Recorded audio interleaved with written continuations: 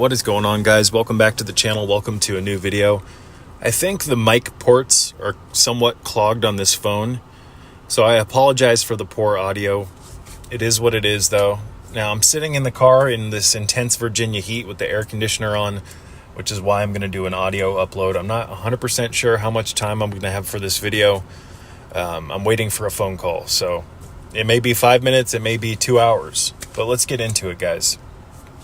In this video, I want to talk about a subject that is very dear to my heart, something that I've been using for well over a decade, pretty much every single day, and that is vibrational medicine, which vibrational medicine, unfortunately, you guys, that term vibration is a very reused or overly used, if you will, term in the New Age community. And those of you guys who watch my content know how I feel about the New Age movement. I think it's a predatory version of spirituality that doesn't take the entire picture into frame, if that makes sense. Now, I don't want to get off onto some huge New Age rant, New Age movement rant in this video. I will, however, if you're interested in learning more about my thoughts about the New Age movement, I put some links in the description box below with a few of my videos where I discuss the subject in detail. However, you guys, vibrational medicine, this is something that I've used for over a decade, and I believe that it is not the sole purpose, but I think it is one of the main purposes as to why my reflexes are so fast, my mind is sharp, and my body feels strong. It's not the only reason, right? I'm not saying that vibrational medicine is like the end-all be-all. I use vibrational medicine in tandem with proper diet, different fasting protocols, grounding techniques, blocking blue light at certain times of day and night. So it's another piece, it's another spoke on the wheel of natural health, right? So what is vibrational medicine? Well, in this case, when I refer to vibrational medicine, I'm talking about things like flower essences and gem elixirs.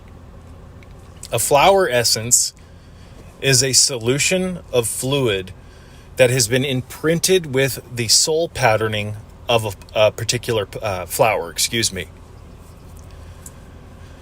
So, Edward Bach invented these, I believe, in the 1930s. He was a medical doctor and I think a biologist. Very smart man. And he invented the 38 Bach flower essences, of which I've used now for a very long time. I use them pretty much every day, different flower essences. But I don't just use the 38 Bach flower essences. There's far more. You can make a flower essence pretty much out of any flower. So, the flower essences and gem elixirs are so dear to my heart that I've actually decided to make them kind of the central point of my business, my botanical business, which sacredhealingtools.com was my old .com, my old business. I had to take the .com down because of some payment issues. My card that was on file didn't have funds in it. It had the wrong card on file for some reason. And to get the URL back, because the payment didn't go through, I think it was like $200 just to get my domain back, sacredhealingtools.com, which I got for $11.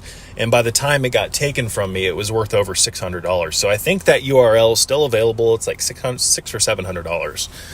But I've decided to, because I lost the URL, I got a different domain name for my botanical business. And I'm not going to share that quite yet, but it is coming in the future, you guys, and I am going to provide homemade, very potent vibrational medicines, as well as things like kratom, Amanita muscaria mushrooms, different herbs, different skincare products. This is a lifelong dream of mine to create a botanical business, essentially an apothecary. I've tried multiple times in the past to create an actual business with a storefront, etc., and something always felt off. Something always came up that blocked the proper flow of energy that would be needed to create that business and to get it up and running. So I always knew that this would eventually happen. It just wasn't the right time in the past. And I didn't want to just create a business, guys, and sell products that I haven't tested on myself for years and years and years just to make money, right? And I think that's what the main issue was with me creating a business in the past. I needed to gather more experience so I knew what worked and what didn't, so that when I do launch my website, I can provide you with a valid, powerful product that I know works because I've used it on myself. So gem elixirs are much like flower essences, guys, where you're essentially imprinting a solution of water, usually spring water, with the essence of a gem or a flower essence, right? Or a flower. Flower essences and gem elixirs are very similar in terms of how you make them.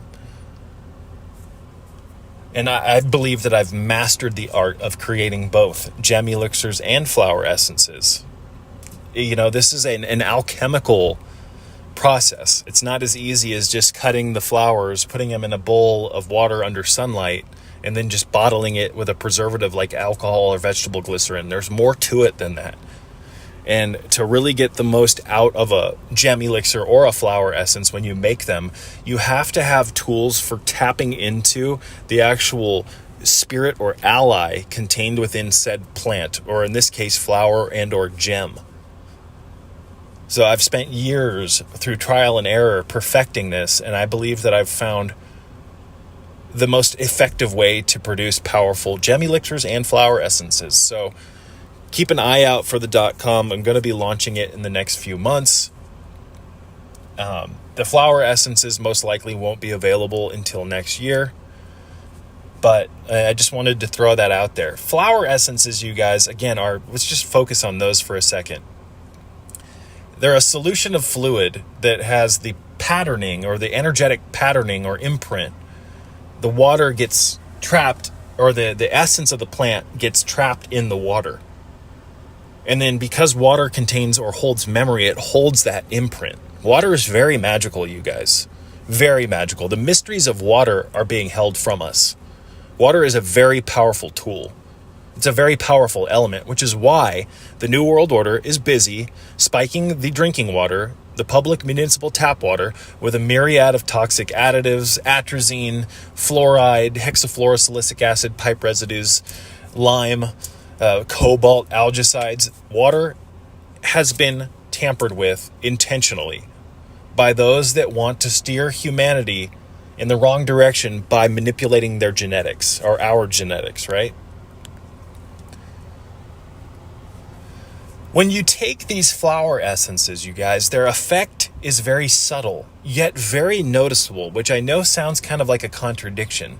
When you take a flower essence, depending on the essence that you take in your current emotional state, every person is going to react to this differently, or to react to the essence differently. They work on the emotional body and the etheric body. And what's really interesting about flower essences, you guys, is that they cause unconscious, repressed emotions, thoughts, and feelings, and cognitive patterns. They cause them to come out of their hiding place, and they put them right in your conscious mind so that you can see the incorrect patterns that you're living under the jurisdiction of. These are very powerful tools for uncovering that which has been covered within the mind. They are a very powerful mental tonic. They're a very powerful emotional tonic. They can really help you get your mind right by exposing patterns. Some people, like myself, the first time I took a flower essence, I felt it very strongly. It's a subtle feeling, but very noticeable, especially if you're sensitive to energy like myself, and I know many of you are. The first time I took a flower essence, I was liberated almost entirely out of my anxiety. It helped me see how I was wasting all of this energy worrying about shit that, my energy just didn't need to be there. It was acting as an anchor. I was wasting my life worrying about what other people thought of me and my self-image and all this other crap. Flower essences helped me expose my incorrect thinking, feeling, and emotional state. And then once you uncover the error, you can then fix it, you guys. Right? And that's where flower essences and gem elixirs, but I think gem elixirs are more for the etheric and the astral body and the the spiritual bodies. Whereas flower essences are a little bit more down to earth. They're a little bit more practical. They work very well for, again, not to be repetitive, but they help you expose things, or they help you see errors in your own emotional state and your mental state. That might be a lack of confidence. It might show you, for instance, how would I explain this? A flower essence, for instance, it's not going to necessarily get rid of your anxiety, although let's focus on anxiety. If you have anxiety issues, let's just use it as a hypothetical. Let's say you're using flower essences to try to fix your anxiety. Flower essences aren't necessarily just going to banish your anxiety. They're going to show you how your mind's been engineered over a period of time to follow a certain pattern that makes you anxious. So it helps you uncover things. There are, however, situations where certain flower essences can noticeably make you feel more confident. So they can make you feel a certain way, and they can help you see errors in your own cognitive processes. And it's really hard to fix a problem unless you know what the problem is, right? I've said this for years. You can't really apply an antidote to a poison unless you know what you've been poisoned with. So flower essences liberate the mind. They saturate the conscious mind with your own problems so that you can fix them. And they do it in the most gentle, loving, powerful, yet subtle way, right? I know that kind of might sound like a contradiction. So, guys, these are very, very powerful tools. There's a reason why all these years after Edward Bach's death, again, Bach invented these, they're still being used by millions of people in this world. People don't use them because they're not effective, right? They use them because they find benefit from taking them. They find relief by taking them. It's just really amazing how something as simple as the trapped essence of a flower in a solution of water can produce such tangible, noticeable effects in your life. Flower essences, certain ones at least, can help you create new emotional states which breed positive thoughts. A lot of our issues in life are the byproduct of an incorrect emotional and mental state. And we can get trapped in these states growing up, going through hardship. Most of us, I would think, had embarrassing moments growing up, or something happened where it just kind of fucked you up. Flower essences can help us notice where our energy is going, because where energy goes, awareness goes. So the energy that you live under the jurisdiction of every day, it dictates where your thoughts go, right? So these essences can help us clean the emotional state. They're very powerful. I really love flower essence of elm. I really love flower essence of clematis, walnut, white chestnut, violet, tiger lily. They all have a very different effect on the emotional body and the mind. And it's also a very fun thing to do, guys, to gather a bunch of these essences and to use them and to see how they all affect you differently.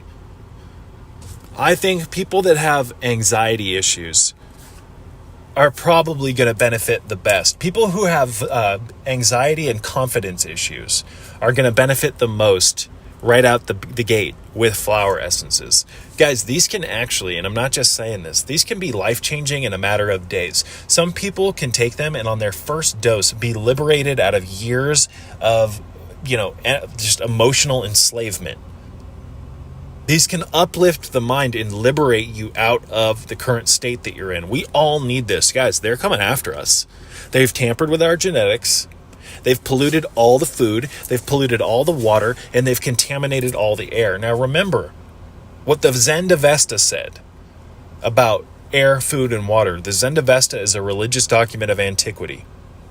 It went on to say that in order for any civilization to flourish and become enlightened, to reach its evolutionary apex, in order for that culture or that civilization to thrive and get to those points, or that state, if you will.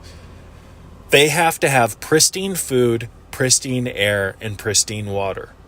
And if you get rid of one of those, just one, everything starts breaking down at an ever-accelerated rate. Now look at what we've got here, guys. We don't have pristine air, we don't have pristine water, and we certainly don't have pristine food.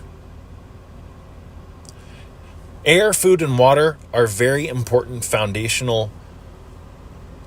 It's a foundation for human health, air, food, and water. So when you tamper with those, you can effectively fuck a lot of shit up. And many people are under the spell of bad food, air, and water. The air is much harder to mitigate than the food and the water. And that's not true. Food's probably the hardest one. If you're buying all your food from the supermarket, it's really hard to get mineral-laden, healthy food. Which is why I promote starting a garden, even if it's just a simple $25 sprouting operation in a windowsill. Start getting real food back into your system. The more you do it, the healthier you'll get, and more opportunities will open up for you. Maybe you'll get a plot of land, or maybe I don't know, a plot of land to start growing things, etc. I think you catch my drift. Air and water are relatively easy to clean. I mean, I've talked about the importance of an air filter for years now. Water, with a distiller and a filter, you can get rid of 90% or more of the junk in the water. Although some of these compounds like fluoride, they're so small that they go through filter membranes, and they even bypass distillation. You've got to really put water through an extensive restructuring process and filtering process to get rid of the fluoride, guys. They engineer these compounds so that they're very difficult to get out, because they want us all ingesting these. And guys, the whole thing about fluoride, it's a well-known fact that it in high concentrations, it does significant damage. It lowers IQ, it makes the reflexes sluggish, etc. And that's just one compound of many that is in the tap water, guys. I mean, come on. So anyways, I don't want to go off on some huge tangent here. I wanted to talk about vibrational medicine. Vibrational medicine helps you correct your own... I like to think of them as like ingestible tuning forks. Vibrational medicines, if I could speak today, contain an energetic frequency that when ingested, it aligns with your own frequency, and it can bring your frequency up to tune with it. It's like an ingestible liquid tuning fork. I think that's one of the best metaphors or ways of describing it. Ingestible tuning forks to change your tune. And you'd be surprised, guys, for instance, how powerful 4 drops of flower essence of elm can be. You can feel this noticeably. Elm is one of my favorite flower essences. I'm also very fond of clematis. Clematis is very good for a person like me who has a very overactive mind. I have ADHD, and it really helps me with my wandering thoughts. I tend to go from topic to topic in my mind. Being in my mind is not an easy thing. I've got a lot on my mind, and I'm constantly sifting through all sorts of different things, and I really live to a large extent in my head. Well, clematis has really helped me get rid of the daydreaming and the wandering thoughts, and it's helped me get back into my center, my zone, right?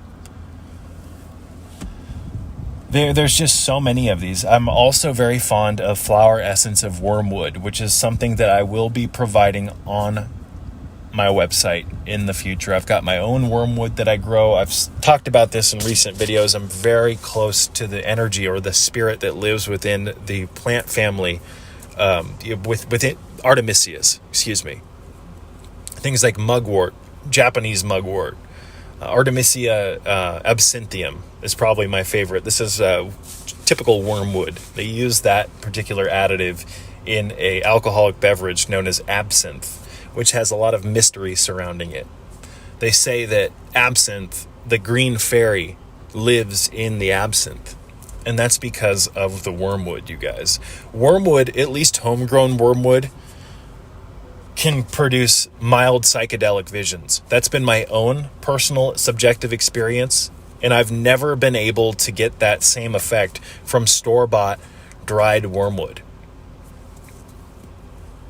When I started growing my own wormwood, I started ingesting it, fresh and dried.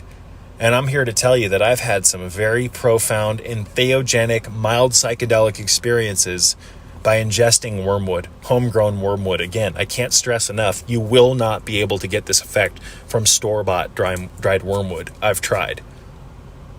The two are completely different. In fact, Artemisia absinthium is a very, very powerful Gnostic tool, in my opinion. It has to be used properly because in high concentrations it is toxic. We can avoid that by making a flower essence of Artemisia absinthium. Although I do prefer ingesting from time to time as a sacrament the dried or fresh wormwood leaves that I harvest off my plants. Because a flower essence and drinking a flower essence of wormwood and ingesting the actual tea that you make, they're totally different. One's very subtle and one's very, very, very noticeable.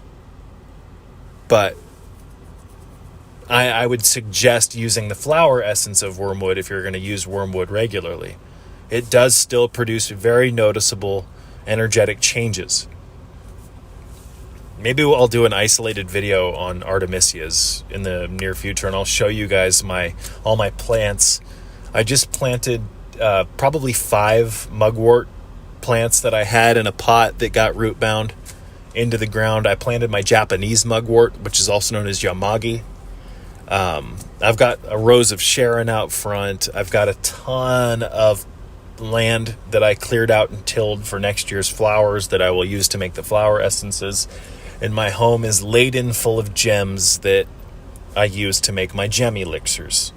These are very powerful tools, you guys. Don't let anyone ever fool you and make you think that, a gem isn't a living sentient entity, because it is. Don't let anyone ever tell you that a flower essence is bogus. Especially, most of the people making these claims have never used them. And most of the people making these claims, they have no problem taking multitudes of other medications that, more often than not, don't even really provide any benefit to them. You know what I mean? I know so many people who've been taking medication for so long who are suffering from the same issues that they did when they went to the doctor to get fixed. Don't let anyone affect you in terms of your beliefs. Don't let anybody ever tell you what's possible and what's not. Right? These are very, very powerful. And I find Edward Bach's story remarkably interesting, guys. Remarkably interesting. I'm going to do a video on Bach flower essences where I explain who he is. Well, some of you guys probably already know. But his story's very interesting. I mean, this guy had this feeling that there was a healing power in flowers and that they could be, the flowers could imprint water with the soul patterning of the flower, and that when you ingest that, it can help correct your own mental and emotional states of health and physical health. I wish I could go back in time and talk to this man. I've said for years, guys, and those of you guys who have been here since the beginning on this channel, you've heard me talk a multitude of times about my fascination with flowers. I think I would really get along with Edward Bach, and I would love to have a conversation with him. But his legacy lives on through ingesting these.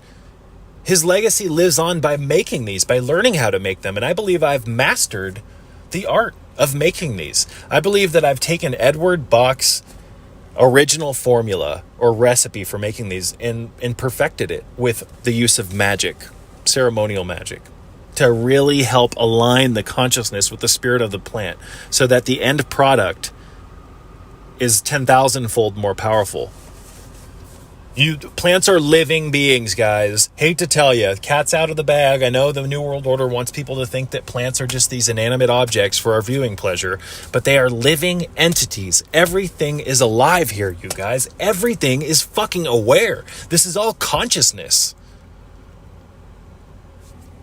And if you can actually develop a relationship with a plant that produces a flower, a loving relationship where you talk to it, where you touch it, etc., imagine how much stronger the medicine is going to be when you finally make the flower essence.